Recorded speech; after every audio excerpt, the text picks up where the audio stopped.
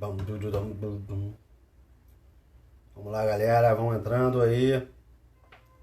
Será que tem alguém na área?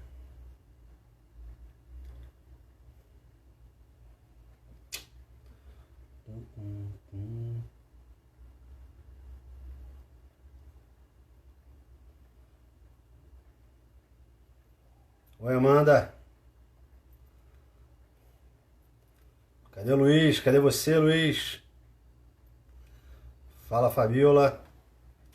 Entrando, vamos começar aí, esperar o doutor Luiz chegar.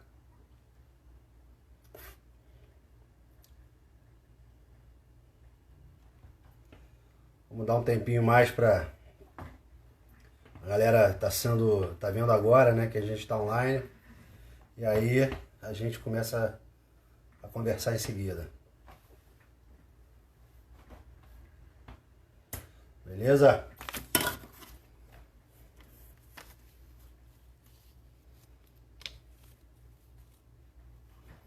É lazer. Fala, Cássio. Tudo bem? Vamos lá, doutor Luiz. Cadê você? Fala, Cássio, beleza? Esperar o Luiz entrar aí, pra gente chamar ele. Aí assim que ele chegar, a gente começa. Isso aí.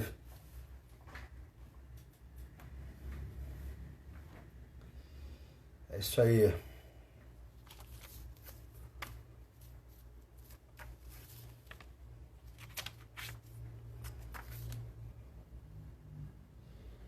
Fala aí.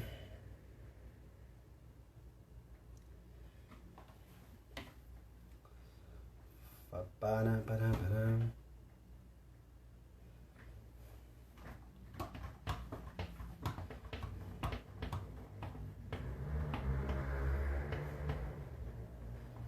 Vou mandar um WhatsApp pro Luiz ali pra ver se ele me. Se ele. Deve ter ido no banheiro. Espera um minutinho.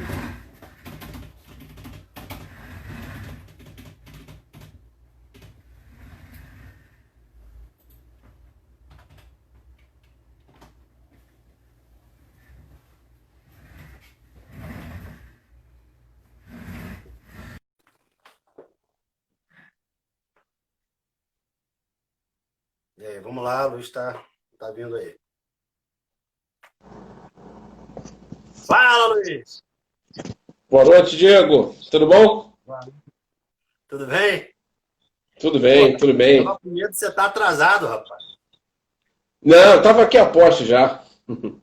Beleza? Então a E gente tem uma aí? liturgiazinha antes para começar o vídeo, aí eu me apresento, te apresento e a gente começa a conversar. Tá certo? Perfeito. Então vamos lá. Eu sou o professor Diego Aguiar, editor do blog Ciência em Minutos, e aí a gente vai começar a segunda série, né, da conversa sobre mercado. A gente vai começar com o Luiz. Luiz Gomes eu conheço desde 2015, né? Luiz é carioca, morador do Meia, entende sobre duas coisas, cerveja e mercado. Hoje a gente vai falar sobre mercado. E é formado em farmácia pela Universidade de Estácio de Sá. Tem mestrado aí em ciências aplicadas ao sistema musculoesquelético, lá no Instituto Nacional de Traumatologia e Ortopedia. E está aí finalizando o doutorado em Química, né, pela Universidade Estadual do Rio de Janeiro. E aí a proposta hoje é a gente falar um pouco sobre o mercado, porque a galera na faculdade, ela acaba o curso, diferente de outras pessoas, de uma outra geração que queria muito fazer mestrado, doutorado, essa galera não quer mais, ela quer entender o mercado. E aí, como um possível embarque de farmacêuticos, biólogos, engenheiros químicos, eu acho que seria interessantíssimo a gente trocar essa ideia com o Luiz, que tem aí 30 anos de mercado, quase 30, para a gente Menos um falar pouco. então, um pouco do mercado, né? Obrigado. Não. Diego, é um prazer. Te agradeço pelo convite, né? Numa plataforma nova, a gente é mais comum, né? Com essa história toda que a gente está vivendo com o Covid. Ainda é uma questão de adaptação a gente falar pela web dessa forma. acostumado a falar em público, né, poder interagir com o pessoal, mas são talvez seja um novo tempo, e a gente tem que entrar por esse caminho da internet de uma vez por todas. E, de certa forma, também é importante porque a gente amplia, né, os contatos e interage com outras pessoas de outras regiões, isso é muito, muito legal. Bom, eu tenho um pouquinho menos, eu chego a ter 30 anos de mercado, eu tenho um pouco menos, né, já chego aí aos 24, 25 anos, sempre nessa interface com a indústria, com a academia, mais recentemente, né, em função da pós-graduação, desde 2014, quando nos conhecemos no INTO. Esse mestrado foi realizado numa casa que eu tenho grande admiração, que é o Instituto Nacional de Ortopedia e Traumatologia. É importante a gente interagir com diferentes áreas do conhecimento, com a medicina, a odontologia, a enfermagem, a biologia. Foi uma convivência muito, muito interessante lá no hospital. E agora, avançando um pouquinho mais na compreensão dos biomateriais e na interação com a biofase, é sempre bom, realmente. Eu agradeço mais uma vez o convite e estou aqui à disposição para tentar pontuar na cabeça dos companheiros e companheiras que estão agora assistindo essa live, o que é de fato, né, o segmento de produtos para a saúde, né, o que é isso, quais são as possibilidades de atuação, quais são os caminhos que existem, né? Então, espero poder atender dentro da medida do possível numa live de 40 minutos, um assunto que é muito, mas muito extenso. Né? Exatamente. A gente abriu para perguntas antes, né? E uma das perguntas aí que mais acendeu foi o que é e o que abrange o mercado para a saúde, de produtos para a saúde. É muito extenso, né? Hoje a gente pode considerar, por exemplo, antes de falar propriamente dito sobre produtos para a saúde, é importante a gente entender de onde nasce isso, né? Aparentemente é uma palavrinha simples, né? Produto para a saúde, mas ele desconsidera, por exemplo, cosméticos, medicamentos e outros, né? Por exemplo, a Anvisa é quem regulamenta as ações da saúde, juntamente com as áreas, as classes das profissões, como, por exemplo, o Conselho Federal de Medicina, de Odontologia, né, a fisioterapia e entre outros. Só que naquilo que há contato direto ou indireto com o paciente, né, com o corpo humano, exige a necessidade de, por exemplo, você ter um ente da federação, uma autarquia, no caso federal, no caso da Anvisa, que possa coordenar as ações daquilo que entra, daquilo que é utilizado, sempre em consonância com a academia, né, com a universidade, e claro, sabendo quem é que está produzindo, especialmente nas relações de importação, exportação, porque é importante, a população brasileira, ao ter contato com um device, um dispositivo, ela precisa ter a segurança de que aquele dispositivo, qualquer que seja ele, vai cumprir o seu objetivo. Então a Anvisa ela é uma agência, né, federal que coordena todas essas ações de regulamentação, de forma a garantir a segurança desses produtos que entram. Por exemplo, é importante falar de Anvisa que ela atua. Né? Ela atua no segmento de agrotóxicos, alimentos, cosméticos, na área de laboratórios, no segmento de células, tecidos, serviços de saúde, tabaco, medicamentos e, claro, produtos para a saúde. Então, produtos para a saúde ele entra nesse nicho, nesse segmento onde a Anvisa coordena, envolve, por exemplo, de gase até tomógrafo. Então, a gente está falando de mais ou menos 6.000, 5.500, de 5.500 a 6.000 classes diferentes de itens. Eu menciono aí as seringas, as agulhas, as próteses, os implantes, de uma forma geral. Então, é um universo de itens, né? E exige, isso é que é importante, exige a presença de diferentes tipos de profissionais, desde o desenvolvimento, a produção, o controle de qualidade, no aspecto da regulação e claro, na divulgação, no marketing. Então, no contato com as sociedades médicas, enfim, há uma grande oportunidade de atuação para diferentes tipos de profissionais. Maneiro, maneiro. E eles são divididos em classes, né? E essas classes são divididas em periculosidade, não é isso? Na verdade, a gente, por exemplo, quando a gente fala, eu desconsiderei todos aqueles outros campos de ação da Anvisa, focando especificamente sobre na área de produtos para a saúde, a gente pode destacar, por exemplo, no segmento de odontologia, equipamentos, materiais de consumo, aquelas broquinhas que são utilizadas para tratamento, para executar o tratamento canal. A gente tem os equipamentos de diagnóstico, né, em laboratórios de análise. No campo da radiologia, os equipamentos de raio-x, tomógrafo, os implantes ortopédicos para neurocirurgia, para cirurgia crânio-maxilofacial, itens de consumo, detergentes hospitalares, enzimáticos, não enzimáticos, enfim, na área de medicina intervencionista, na cardiologia intervencionista, na endovascular, é uma amplitude, assim, difícil até de você pontuar cada item. Cada segmento, por exemplo, na ortopedia, onde eu atuo com mais frequência, a gente tem indústrias que se especializam em determinados segmentos. Por exemplo, na área de extremidades, cirurgia, medicina esportiva, na área de traumatologia. Algumas indústrias trabalham no sentido de desenvolverem e produzirem um portfólio um pouco mais amplo. Outras que são específicas na área, atuam especificamente no segmento de cirurgia da coluna, com as placas, os parafusos, os cages, enfim. É um segmento onde você tem uma ampla liberdade de escolha, desde a área de exatas, da engenharia, da química, da medicina, da própria biologia, né, biomedicina, enfermagem. Esses profissionais, seja esse profissional atuante na produção.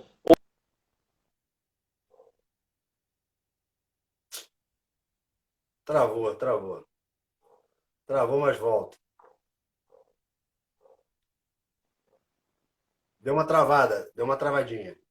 Mas mas é o seguinte, o Fernando aqui está perguntando, o Fernando Araújo está perguntando como é que se dá a dinâmica de testes e aprovações feitos pela Anvisa. Bom, a dinâmica ela é muito ampla, né? A gente tem duas formas de compreender isso. Sendo o produto desenvolvido dentro do território nacional, Mercosul, ou de origem europeia ou asiática, a Anvisa ela exige inicialmente um conjunto de documentos que prove que aquele produto foi desenvolvido dentro das boas práticas de fabricação, né? Que é uma resolução conhecida como RDC 16. Ela nasce de outro conjunto de resoluções. Perdão, pessoal. Ela nasce de um conjunto de resoluções, como a ISO 13485. E quando a Anvisa ela resolve fazer uma análise por conta de uma solicitação de um distribuidor ou de um fabricante, ela considera todos esses tópicos dessas resoluções que tratam, especificamente no caso do Brasil, ou numa inspeção no exterior, a resolução 16, que é de boas práticas de fabricação, né? Então são inúmeros testes, são inúmeros documentos, como documentos que comprovam a consonância com as normas de fabricação aplicadas à engenharia do produto, por exemplo, no aspecto do desenho, normas que coordenam, por exemplo, a atividade de esterilização, da biocompatibilidade, enfim, existe um conjunto de documentos que precisam ser organizados, e essa organização, essa pergunta é muito interessante, porque essa organização de documentos e a avaliação do cumprimento dessas normas é feita por um profissional da área de qualidade e regulação, tá? Que atua em conjunto, eu estou falando nesse momento da fábrica, né? Da indústria, que atua em conjunto com os profissionais da produção e desenvolvimento, né? Então, são profissionais da área de regulação que organizam e validam esses documentos para que seja submetido à avaliação e à aprovação da Anvisa, tá? A partir desse momento, esse produto ganha uma numeração, um registro, que ele pode ser comercializado ou produzido dentro do território nacional, tá? Ou, quando importado, ele ganha também esse registro. Essa pergunta foi uma pergunta muito interessante, uma das mais feitas aqui. Eu ia deixar para o final, mas já que a gente está falando de qualidade, a pergunta aqui feita por uma galera foi o seguinte: o mercado de produtos para a saúde, ele vai precisar se preparar para a gestão do coronavírus, frente a esse novo normal? Ou existem, sei lá, ou o coronavírus não interfere no mercado para a saúde? Não, ele vai interferir. inevitavelmente, a gente pode entender a partir da resolução que foi lançada dia 18, né? É uma portaria conjunta, eu até registrei aqui para falar para todos vocês, é a portaria conjunta número 20, de 18 de junho, que trata inicialmente daquilo que chama de porta de entrada, da relação das pessoas com o seu ambiente de trabalho, né? Esse é o primeiro ponto. É uma resolução que ela nasce dentro de um colegiado que se preocupa com a saúde do trabalhador e das relações interpessoais no ambiente profissional. Esse é um ponto. A outra questão é o seguinte: o Covid, tudo que aconteceu, né, estamos dentro desse grande caldeirão de ações, muita instabilidade, muitas ações que vão ser definidas daqui para frente, apresentou um ponto muito importante, né, que é para a nossa reflexão. O nível que nós, não somente nós, mas o mundo está de dependência de uma única fonte abastecedora de produtos para a saúde. Tá? Falando especificamente do segmento de produtos para a saúde. A gente pode extrapolar isso para outras áreas. Mas a gente tem uma dependência da China enorme, não somente nós, como vários países. Né? No que tange a área de equipamentos hospitalares, 90%, e 90% é 100%, né?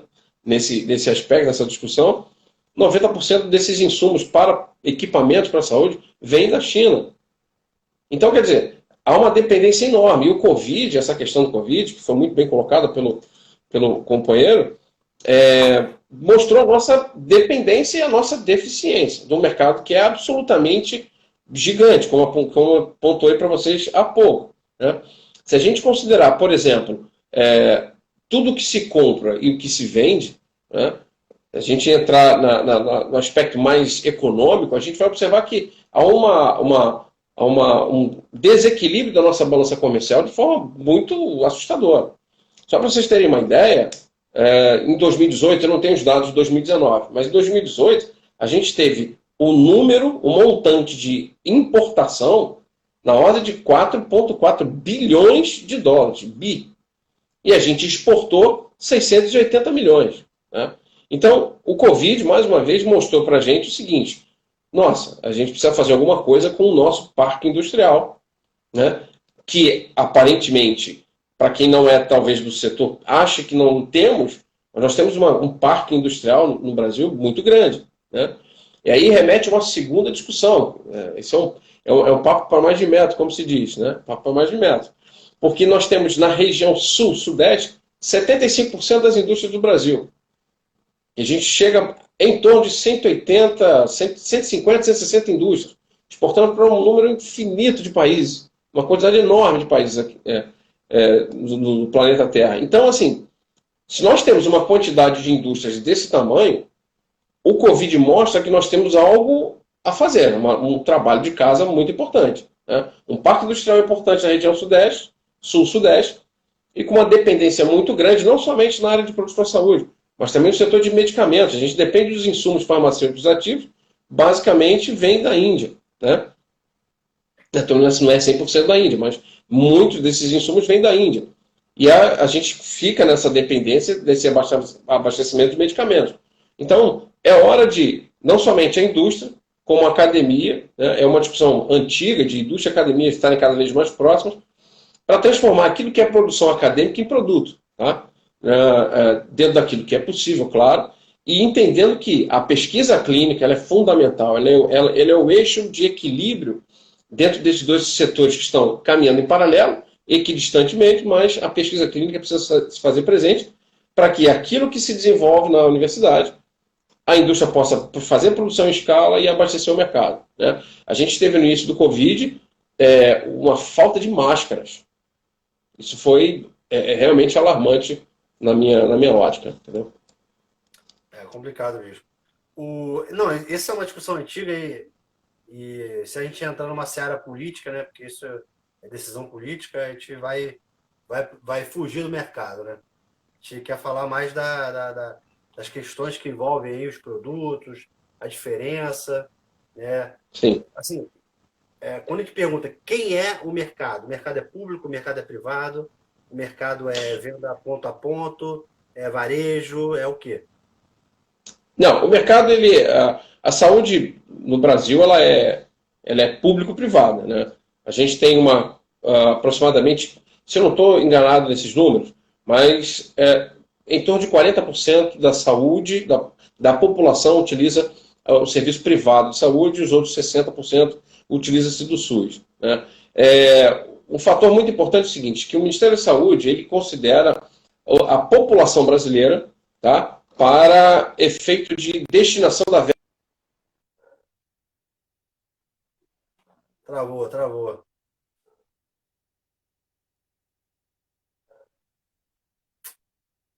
Deu uma E travadinha. verba do governo federal, mas parte dessa população naturalmente utiliza os planos de saúde, o sistema privado, né?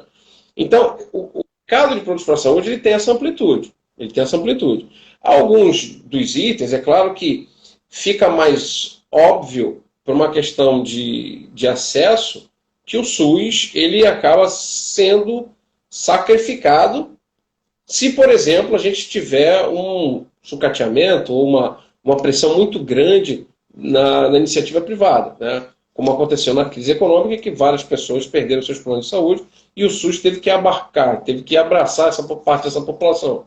E considerando que os produtos para a saúde, na área, por exemplo, de implantes, têm um preço médio elevado, é claro que isso acaba sobrecarregando o sistema único de saúde, não somente no quesito financeiro, na verba que é destinada para esse fim, mas também no aspecto de logística, né?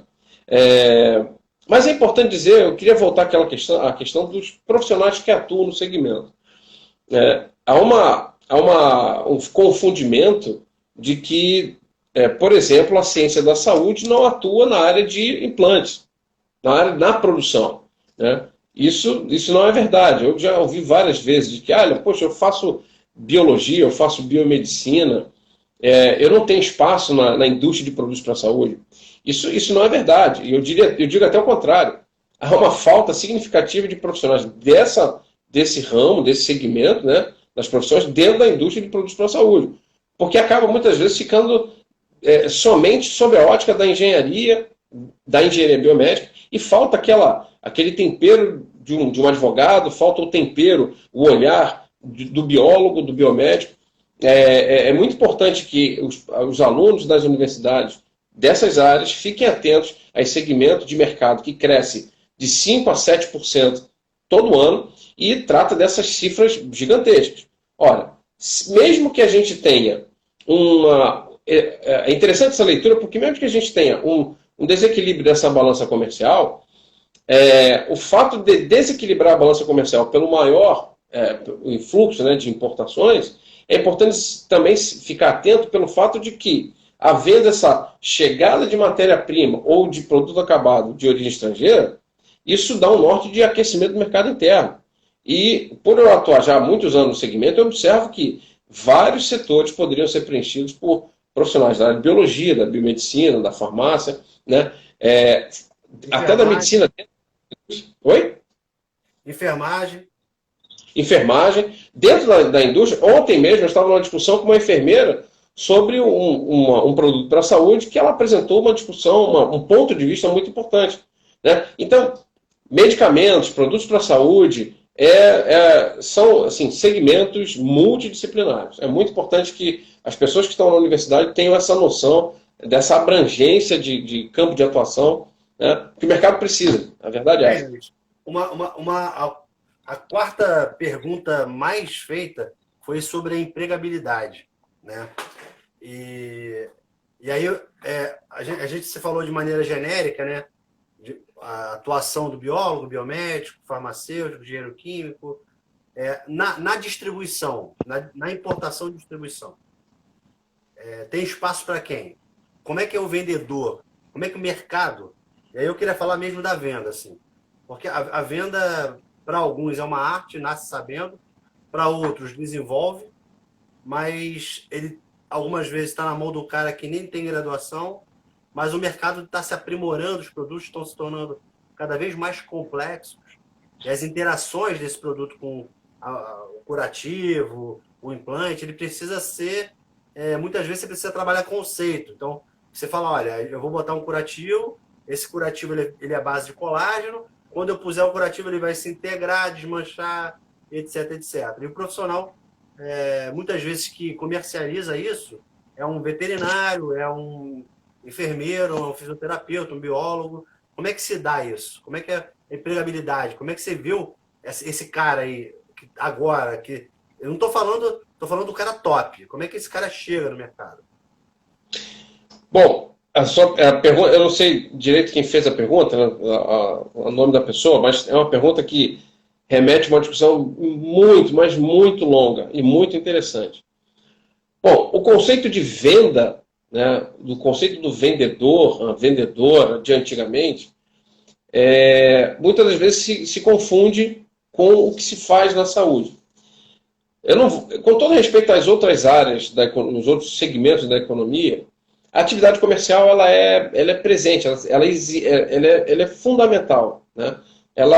A economia move porque alguém compra ou alguém vende. Isso é natural. Só que existem segmentos e segmentos.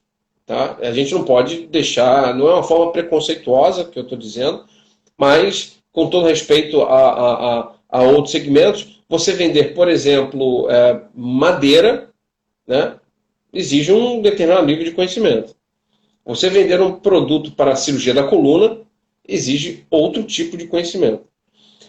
E a pergunta é muito interessante porque, além de considerar a possibilidade de um profissional da área da saúde, seja enfermeiro, seja biomédico, biólogo, farmacêutico, não importa, até às vezes não da área da saúde, como químico, um engenheiro químico, que goste do segmento da área comercial, ele vai ter que ter uma noção de início. Se vai trabalhar com medicamentos ou produtos para a saúde, ele tem duas interfaces, o paciente e o profissional prescritor. Pode ser o médico, pode ser o dentista. Então é o seguinte, você tem que ter em mente que a mensagem que você vai passar para o profissional prescritor ou para o paciente, quando houver necessidade de você fazer uma interface direta com o paciente, essa mensagem tem que ser a mais clara possível, ela tem que ser a mais profissional possível, a mais atualizada possível, de forma a contribuir com quem vai prescrever. Né? Então, esse conceito de ser vendedor, ele é algo muito, muito impactante dentro do segmento de produtos para a saúde, como do medicamento. Porque você precisa, de fato, saber o que você está vendendo. E não é um ato de vender, tirar um pedido. Passa por uma ação, muitas das vezes, de consultoria. E é muito mais amplo. Bom, então, o que eu quero dizer com isso? É um segmento que um vendedor dessa área, ele entende um pouco de produção, ele entende um pouco de regulação sanitária, dinâmica hospitalar, logística, fisiologia, anatomia. Então, para um profissional da área da saúde, ele vai ser muito mais tranquilo para ele se adaptar dentro dessa área. Né? E é um campo de saúde, é um campo do segmento da saúde, né? da área industrial da saúde, que necessita, posso afirmar para vocês, que necessita de gente com boa vontade e uma qualificação. Né? É muito importante, sem dúvida.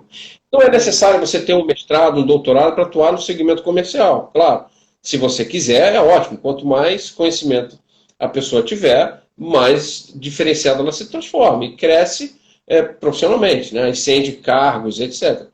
Mas a primeira coisa é saber da responsabilidade que ela tem na atuação desse segmento. Né? Exatamente. Eu queria falar de um detalhe que você sabe pouco, que é o Hum. seguinte: biomateriais. Então, o cara que estuda isso aí há 20 anos, enquanto todo mundo falava que biomaterial era um foco de contaminação, você dizia que não, era só porque ele era mal usado. E vem se dedicando aos biomateriais há muito tempo. Falhou um pouco, Diego. Oi? Travou? Oi, Luiz.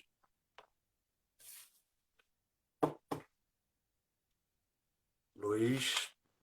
Deu uma travadinha, mas voltou, né? Voltou agora. Tá, então. Eu queria falar Volta de um tudo de assunto novo. queria falar de um assunto que você sabe pouco, que são os biomateriais. Ah, E, sei pouco mesmo, mas gosto muito. sabe pouco, mas gosta muito. E aí, há alguns anos atrás, há 10 anos atrás, a gente escutava que o biomaterial ele era um produto foco de contaminação, que você botava lá para tratar um defeito ósseo, enfim, dependendo da indicação, ele trazia infecção. E você dizia, não, não é assim, está sendo mal usado. O biomaterial, existe indicação para cada tipo de biomaterial. Eu queria, e aí essa é a minha dúvida, ninguém fez, eu te conheço pelo biomaterial, né? Eu queria te perguntar o seguinte: primeiro, rapidamente, o que é biomaterial? Segundo, qual é o futuro do biomaterial? Do biomaterial ósseo, né? Hidroxiapatita, BATCP e os compósitos derivados dessa combinação. Os biomateriais são materiais, o conceito de materiais da engenharia, ela é bastante ampla, né? No caso de biomateriais, são materiais aplicados ao segmento da saúde, né? De maneira a substituir, por exemplo, partes ou integralmente um segmento do corpo humano. Existem várias definições, né, para biomateriais, umas mais longas, outras mais curtas, mas em geral é isso aí. Você tem um material que é compatível com o corpo humano, que ele vai interagir com um segmento do tecido ou do tecido na pele, por exemplo, ou vai interagir com o osso ou com o músculo, de forma a manter aquela funcionalidade ou substituir ela integralmente ou parcialmente. Então, assim, o primeiro critério de biomaterial é que ele viva harmonicamente com o local onde ele foi implantado, né? Então, ao longo dos anos, e se a gente pegar assim, a origem da utilização, puxar na história, a gente vai ver lá desde o Egito Antigo, né? Onde parte dos membros eram substituídos por madeira, dentes que eram substituídos com pedaços de osso, né? Não tinha nada na época de anestesia, não tinha o conceito de biocompatibilidade. Com o passar dos anos, esses materiais se tornaram cada vez mais harmônicos no tecido, no local implantado, né? Por razões da evolução da ciência. Então, a biologia compreendeu melhor os mecanismos celulares, a química conseguiu otimizar os métodos de produção, né? E as áreas da ciência foram se aproximando de tal forma que a gente tenha hoje, por exemplo, algo que eu trouxe aqui para mostrar para vocês, um componente femoral de uma prótese de joelho. A gente está vendo aqui, por exemplo, esse é um biomaterial metálico, que é brilhoso, né? Na verdade, isso aqui é uma liga metálica de cobalto, cromo, molibdênio, que tem uma região aqui mais externa, extremamente sofisticada, polida, e na parte mais interna, uma região mais áspera, né? Por razões diversas, eles foram feitos dessa forma, para garantir a melhor interação com o tecido ósseo, e aqui nessa região anterior, né, para favorecer mais o deslizamento em um componente, por exemplo, polimérico, como esse aqui, né? Esse aqui está fazendo a substituição do menisco e aqui da própria região mais distal do fêmur, né? Então, isso aqui é um conjunto, isso aqui é um biomaterial, né, desenvolvido de formas diferentes, por segmentos diferentes da indústria, um segmento metálico, aqui que a gente está vendo, e um polimérico, um plástico, que a ideia é garantir essa movimentação, vocês estão vendo? Ó, vou virar um pouquinho de lado, essa movimentação de um lado para frente e para trás, para um lado e para o outro. A ideia aqui é fazer exatamente o que o joelho natural faz, tá? Então, assim, dando segmento, continuidade daquilo que você tem perguntado, se esse material foi desenvolvido de tal forma a ser implantado e favorecesse a absorção, né, a colonização de micro-organismos, ele não faria bem à pessoa, correto? Poderia expor a um caso grave, uma infecção, teria que retirar o implante. Só que hoje a indústria desenvolveu mecanismo de recobrimento, de tratamento de superfície, composições de ligas metálicas diferentes, de forma a evitar que isso aconteça. Então, mais uma vez, eu mostrei para vocês aqui uma parte branquinha que foi desenvolvida, né, por um plástico e requer um tipo de tratamento. O outro componente metálico que exige outro tipo de tratamento. Com profissionais de diferentes áreas, E aqui eu posso afirmar para vocês que esse material aparentemente simples passou na mão de engenheiros, passou na mão de biólogos, de químicos, entre outras profissões. Especialistas em produção, especialistas em regulação, em controle de qualidade. Então, isso reforça a amplitude, né, ou o quão amplo esse mercado é. E quantas oportunidades podem gerar para diferentes áreas do saber. Né? Um outro exemplo aqui, que eu trouxe para vocês, é a mesma coisa. Um componente, olha, uma região mais branquinha internamente, outra mais polidinha, essa estrutura metálica. Isso aqui, é claro que as dimensões são um pouco diferentes, mas o objetivo é fazer isso aqui. Tá? Isso aqui é uma prótese de quadril. Faltam outros acessórios para essa prótese, mas isso aqui seria o mais fácil da gente visualizar a utilização desse material metálico, também feito em cobalto, cromo, molibdênio, e com polímero de ultra alta peso molecular aqui dentro. Né? Então, lembrando, é importante citar que passa na mão do engenheiro, tem um projetista, tem a questão da biocompatibilidade para ser avaliada, porque isso aqui fica dentro do corpo da pessoa. Então, não dá para dizer que é apenas uma classe de profissionais. Apesar de uma indústria metalúrgica da área da saúde, é importante que profissionais da saúde, como um todo, como biólogos, biomédicos, atuem de forma a garantir que isso tudo aqui vá funcionar no paciente. Então, quanto ao biomaterial, os biomateriais, como é que você vê do biomaterial para substituto, biomateriais de substituição óssea, como beta-TCP e hidroxapatita? Como é que você vê assim, essa diferença cálcio e fósforo que ele tem? O mercado exige um produto diferente hoje, né?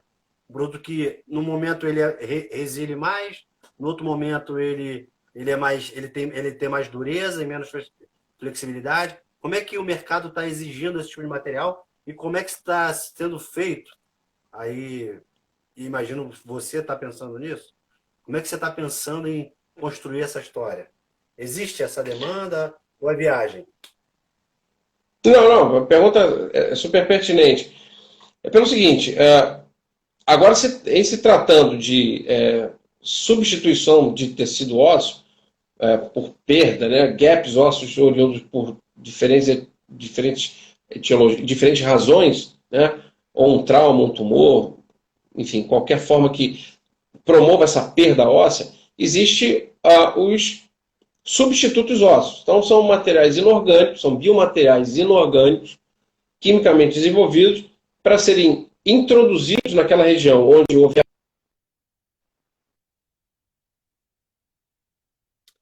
Deu uma travadinha.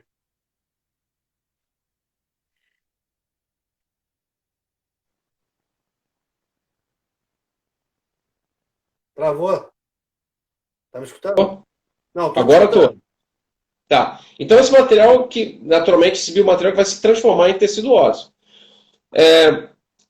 O que a gente tem hoje, claro, é a existência, em se falando de substitutos ósseos sintéticos, a gente tem a hidroxapatita como um grande representante dessa grande família, né, dos fosfatos de cálcio.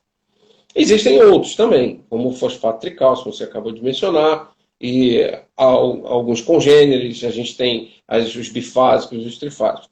O que eu vejo como mais importante disso tudo e aí volta a questão da necessidade de trocar muito com o profissional que vai implantar, seja ele o dentista, seja ele o neurocirurgião, porque de acordo com a lesão, você tem diferentes tipos de biomateriais. E ainda se trata tudo como uma coisa só. Né? Mas o comportamento in situ desses substitutos ósseos, esse comportamento é diferente. Porque a química deles é diferente. Estruturalmente, eles são diferentes. Então, a resposta in vitro, em ensaio físico-químico, também é diferente. Então, se a gente considerar essas peculiaridades, não é difícil, pelo menos, acreditar que, in situ, ele possa também ter um resultado diferente. Por isso, a gente vê, muitas das vezes, um substituto ósseo que funcionou bem numa indicação e não muito bem em outra. Às vezes, diferentes substitutos ósseos, de diferentes fabricantes, da mesma classe, numa mesma indicação, também variam por conta do tamanho da lesão. Então, é um conjunto de dados que esse substituto ósseo, tá, falando especificamente sobre isso, que precisa ter para que ele vá atender uma necessidade pontual, né? Um tipo de lesão diz que substituto ósseo é necessário, não o inverso. Não o substituto ósseo atende a qualquer lesão, né? A ideia de trabalhar nesse segmento é mimetizar o enxerto autólogo, né? Que é o padrão ouro, só que não há uma quantidade suficiente para diferentes tipos de abordagem, causa uma série, ou pode causar uma série de desconfortos e até complicações para o paciente. Então, o segmento de desenvolver substitutos ósseos é para essa proposta realmente. É levar uma alternativa sintética que vai substituir de forma mais rápida e eficiente a lesão. A corrigir mais rápida e eficiente a lesão. Tá, deixa eu te perguntar uma. A gente já caminha já para o final, né? Passa muito rápido. Mas, muito. Assim, Papelão. Você que é um cara que sempre projeta, eu lembro de você me pergunta, a gente fala quase todo dia, né? E aí você quando a gente se encontra, fala, porra, quanto tempo isso vai durar? Isso dura 10 anos, dura 5 anos, dura 2 anos. E você está sempre projetando, com a cabeça aqui, mas pensando lá na frente. E aí, usando essa sua habilidade, né, eu queria te fazer uma pergunta, que é o seguinte. O Covid mudou alguma coisa perenemente? Como é que você vê daqui os próximos 2, 3, 5 anos? Será que a gente vai ficar mais online? O mercado vai ficar mais online? Ou a gente vai ter ainda aquela visita? E aí, doutor, tudo bem? Posso te mostrar o produto? Como é que você vê? Existe alguma mudança? Eu acho que sim. Eu acho que sim. Eu acho que a mudança. Nós já mudamos, né?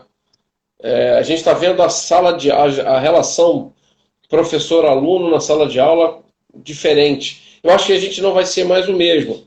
A essência, sim. Mas na prática muita coisa vai mudar. Eu acho que até mudar para melhor, tá? Eu falei esses dias até com a minha mãe, né? Isso tudo é maravilhoso, isso é tudo muito bom. Ver a tecnologia ao nosso serviço, o quanto a gente pode encurtar distâncias, né? E o quanto a gente precisa ter um plano de contingência. Muito que se fala em vigilância sanitária gerenciamento de risco, plano de contingência. Eu acho que agora a academia, agora ficou muito claro, né? Tá muito claro o papel da ciência, né? Eu sempre fui ligado à indústria, ligado à área comercial, e sempre com o pé na academia, admirando o que se fazia na academia. Isso já foi tema de vários cafés nossos, né? Eu sei muito claramente o que a ciência vai contribuir para minha carreira, para minha vida futura. Agora, eu acho que... Perdão, gente. Eu acho que... É porque eu estou segurando, tem um suporte aqui que ele está muito frágil. E caiu, mas vamos lá, vamos concluir aqui, dá tudo certo. Então, o que eu acho é o seguinte, o Covid ele mostrou o quanto a ciência precisa fazer parte do nosso dia a dia. É como se fosse um exército. Entramos em guerra. Nesse caso da guerra biológica, não estou afirmando que isso foi uma guerra biológica, mas uma guerra individual nossa contra um vírus, então é uma guerra biológica individual que todos nós temos, né? O nosso exército interno, né? O nosso sistema imunológico é o nosso grande aliado, e ficou muito claro que a academia, que a ciência, ela está aí para nos salvar, né? O pessoal da biologia se tornou biomedicina, até da farmácia também, de alguma forma, mas esse pessoal da área da saúde agora assumiu um protagonismo muito importante, né? E o quanto as políticas governamentais futuras precisam se fazer presente na universidade, quanto a universidade precisa estar próxima do setor produtivo, né? Para que a sociedade não seja pega de surpresa num evento desse futuro, né? Exatamente. Luiz, infelizmente a gente chega a 46 minutos, né, de conversa. Já passou? É uma pena, passa voando, né? Não é à toa que a gente vai começa uma reunião às 4 horas da tarde e termina às 8 da noite. Mas, infelizmente, Felizmente Foi passou ótimo. rápido, tem que ser rapidinho mesmo. Eu queria te agradecer pela participação nesse projeto que eu desenvolvo lá na UESO, chamado Ciência em Minutos. A gente aproxima aí os temas que estão ao redor da universidade e trazem aí para dentro da universidade o emprego no mercado, né? O mercado de produtos para a saúde Sim, é importante. Eu faço parte lá da unidade de farmácia, então a galera ela é muito antenada aí com o mercado. Alguns já querem academia, outros dizem não quero, quero indústria, quero mercado. Então, eu acho que eles se aproximam muito desse tema, né? sim, A gente passou aí por cima de vários temas, mas eu acho que deu aí uma noção que é legal, dá para trabalhar, tem emprego, né? E precisa de pessoas bem formadas, né? Para que suba o sim, nível de mercado. sim. Eu estou vendo aqui, tem uma pergunta do Luiz Fernando Araújo. Luiz Fernando é um companheiro que mora nos Estados Unidos já há quase 15 anos. Luiz, eu vou responder você no privado porque o tempo está acabando, tá? Nós vamos pegar a tua pergunta já já aí. Mas qual a pergunta? Fala Obrigado aí, por pô. participar. Hã? Qual a pergunta? Deixa eu ver aqui. Ele fala assim: boa noite, Luiz, Carlos. Como descrever a Anvisa e seus profissionais atuando, aprovando produtos nacionais e importados? Como funciona a dinâmica de A gente testes e aprovações? já respondeu. Já respondeu, só que tem um detalhe que ou eu não respondi ou não ficou claro. Em se tratando de equipamentos hospitalares, né, é necessário também a aprovação do Inmetro. Então a Anvisa, ela por não ter braço para cuidar de todos os segmentos, ela recorre, nesse caso de equipamento. Ih, deu uma travada aí, hein? Deu uma travadinha. De porte de todo esse dossiê, aí ela segue para a avaliação global sanitária, né, dentro das normas, e segue adiante para aprovação. Né? Mas regulação de produtos para a saúde é um tema muito longo, mas é muito longo. Tem que ter um encontro de 5 horas só para isso, entendeu? É bastante coisa. Bom, Obrigado, Luiz, pela pergunta. obrigado pela sua Obrigado. participação mais uma vez. Gente, semana que vem a gente vai falar com a professora Renata Angeli sobre biotecnologia. Como é que a gente tira o produto da bancada e leva ele para a prateleira? Quais são os desafios? O que a gente precisa? Qual é o mindset que a gente precisa mudar? Qual é a cultura? Quais os entraves? A gente vai discutir com ela, vai ser bem legal também, tá bom? Espero vocês, Luiz. Obrigado e Obrigado. até o próximo Um forte café. abraço a todos. Maravilha. Valeu. Valeu. Abraço. Valeu, gente. Até a próxima.